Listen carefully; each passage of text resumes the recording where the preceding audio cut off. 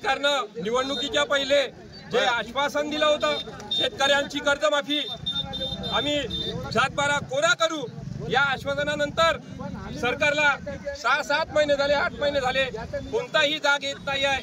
ज्या त्यांना जाग आणण्यासाठी आमचे बच्चूभाऊ कडू यांनी एक नाही तर आज 5-5, 6-6 आंदोलन केलेले आहे। पहिलं आंदोलन पाहिलं, त्यानंतर दुसरं आंदोलन टेंबा आंदोलन केलं आम्ही, त्यानंतर आमदाराच्या घरासमोर रक्तदान आंदोलन केलं, त्यानंतर राष्ट्रसंत तुकडोजी महाराज यांच्या समाधीस्थळी बच्चूभाऊ 6-7 दिवस अन्नत्याग आंदोलन केलं, तरी पण सरकारला जाग आली नाही।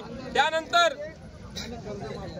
अमरावती ते यवतमाळ जिल्ह्यापर्यंत 140 किलोमीटर पायदळ रॅली काढली, तरी सुद्धा शेतकऱ्यांची कर्जमाफी सरकार अजूनपर्यंत करत नाही आहे। समिती स्थापन केली, पण त्या समितीमध्ये कोण आहे, काय आहे आणि शेतकऱ्याची कर्जमाफी कधी होणार आहे हे सांगत नाही आहे। त्यामुळे आज बच्चूभाऊ यांच्या आदेशानुसार पूर्ण महाराष्ट्रामध्ये एकाच वेळेला चक्का जाम आंदोलन करत आहे आणि हे आंदोलन सुरू आहे पूर्ण महाराष्ट्रामध्ये। तरी पण सरकारला जाग नाही येत असेल तर 2 ऑक्टोबरला ट्रॅक्टर मोर्चा सरळ मुंबईला मंत्रालयामध्ये आम्ही नेणार आहोत, हे आमचे बच्चूभाऊ यांनी आदेश दिलेला आहे।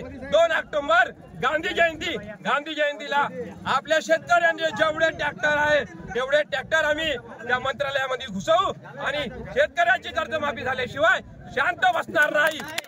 कोणालाही कोणतीही इजा न करता, शासनाची कोणतीही मालमत्तेची नुकसान न करता आम्ही हे आंदोलन शांततेत केलं आणि या ठिकाणी हे आंदोलन आपण स्थगित करतो। म्हणजे आपला 2 तासाचं जे आंदोलन होणार होतं आता 11 वाजले आहे, हे आंदोलन इथं आपलं थांबणार आहे आणि समोरचं आंदोलन कोणतं राहील याची सूचना सुद्धा तुम्हाला लवकरच मिळेल।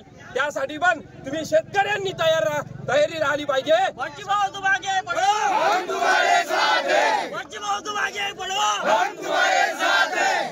हे चक्काजाम आंदोलन प्रहार पक्षाचे जिल्हाध्यक्ष सन्माननीय सतीशभाऊ बिडकर यांच्या नेतृत्वाखाली हे आंदोलन या ठिकाणी संपन्न झालं। कोरपणा तालुक्यातील तसेच जिवती तालुक्यातील असंख्य शेतकरी या ठिकाणी जमा झालेले आहेत।